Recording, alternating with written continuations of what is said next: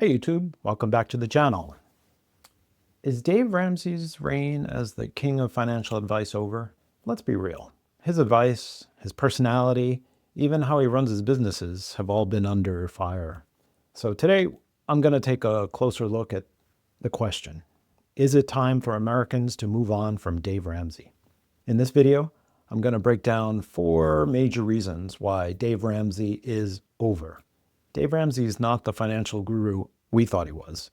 I'll look at his advice and how it's outdated for today's economy.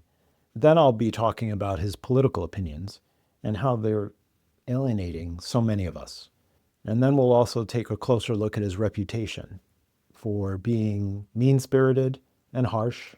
And finally, I'm going to dive into some pretty awful allegations about how he runs his businesses. And by the end of the video, you're going to be questioning why so many people still follow him and whether he's really the role model we thought he was. So stick around because it's going to get interesting. Ramsey's old shows and advice talked about the baby steps. And let's be real. Back in those days, saving $1,000 for an emergency fund made sense. But in today's economy, it just doesn't cut it. Let's start with the cornerstone of the Ramsey empire, his advice. For decades, Dave Ramsey's preached things like no credit cards, pay off all debt as quickly as possible, save every single penny until you've got a 6-month emergency fund. Now, I'm not saying his advice is all bad, but if you're someone who's really struggling with credit card debt, or maybe you're living paycheck to paycheck, these principles aren't really going to help. And here's the thing. Dave's advice is a one-size-fits-all approach. And in today's economy, it just doesn't cut it anymore. Think about it. We're living in a time with sky-high inflation, insane rents, and record-breaking student loan debt. For a lot of people, it's not realistic to save up a 6-month emergency fund when you're barely making ends meet. And don't even get started on the hatred for credit cards. Sure, some people misuse credit cards, and that can be dangerous, but there are many of us who know how to manage them responsibly, and we can use those credit cards as a terrific tool. For example, earning rewards points. I just booked a hotel stay in Puerto Rico on points. I wouldn't have paid out of pocket for this hotel, but we got it for points. And that wouldn't have been available to me if I followed Dave Ramsey's advice. So, what do you think? Do you feel like Dave's advice is practical for our situation? Or does it feel like it's stale and stuck in the past? Let me know in the comments. Now let's talk about political opinions. It's just a big elephant in the room, and that is Dave's embrace of conservatism and, frankly, Trumpism. And that's something that's turned off a lot of people. Dave's political opinions are divisive. Over the years, he's gotten more vocal about his stance on issues like government policy, healthcare, and social justice.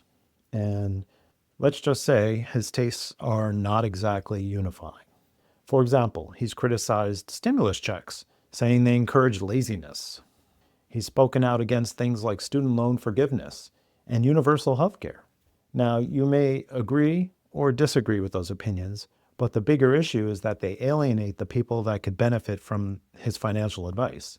He's supposed to be a financial guru, not a political pundit. I don't care what he thinks about stimulus checks. I don't care what he thinks about social justice. I don't care what he thinks about student loan forgiveness. Instead of staying focused on helping people with money, it feels like Dave is more interested in using his platform to push a political agenda. And in today's divisive climate, that's a sure way to lose a big chunk of your audience. Does this resonate with you? Do you think financial advice should stay neutral? Or do you think it's fair for somebody in power like Dave to bring politics into the mix? Drop your thoughts below in the comments. The mean guy vibe. All right, let's address the elephant in the room. Dave Ramsey's personality. If you've watched his show or listened to his podcast, you've probably seen him absolutely tear into a caller. And sure, some people call it tough love, and it can be entertaining, but let's be honest, it's just mean. For example, there's the famous clip where a single mom called in asking for advice about her financial struggles, and instead of empathizing, Dave went off about her bad decisions and how they got there. Or the time he berated someone for buying a car that was too expensive, even though they were making six figures and could afford it. This kind of attitude and behavior makes me wonder, is this really how a role model should act? Financial struggles are so personal, and they're often tied with emotions like shame and guilt. So when somebody like Dave uses that vulnerability as a punching bag, it's hard to see him as someone who genuinely wants to help. As someone who's giving advice and trying to help people, it's a given that the least you can do is to show some kindness and empathy. Dave promotes himself as a conservative Christian, but his attitude is so filled with hate and negativity. He thinks that most people are stupid. And to me, that's unchristlike. Talk about hypocritical. The least you can do is be kind and practice the golden rule, have empathy. If you're in a position of power and you're trying to help people, you need to listen and show that you care. But half of the calls, and I can't even listen to the show anymore, so many of the calls, he just is extremely negative. The word stupid comes out of his mouth way too often. And frankly, he just sounds like a hateful bigot. So I've tuned out. And it's a shame because for many years when I would talk to friends, if they shared that they were having financial challenges, my go-to was to say, check out Dave Ramsey. He gives really good advice. I don't do that anymore. I don't want to recommend someone that will turn people off when they tune in and they see a hateful, mean-spirited person. I wouldn't recommend somebody like that to anyone looking for help. There are so many other finance bloggers and finance advisors out there now. Ramit Sethi is my particular favorite right now. There's no reason to look to Dave Ramsey any longer. He's outdated, he's mean-spirited, he's bigoted, and he's old news. It's definitely time for a change, in my opinion. Do you think Dave's tough love approach is effective, or does it do more harm than good? Let's talk about it in the comments. Now let's pull the curtain back on how Dave Ramsey runs his business, Ramsey Solutions. It's a brand worth millions, but some former employees have come forward with some damning accusations. For starters, there's a lot of talk about the obvious nepotism.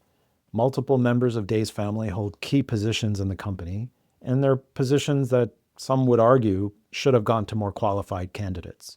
And then there's the work environment itself. Employees have described it as cutthroat and toxic, with no room for disagreement or individuality. There's also the company's strict code of conduct, which includes firing employees for things like premarital sex or getting a divorce. That's been widely criticized as discriminatory and invasive.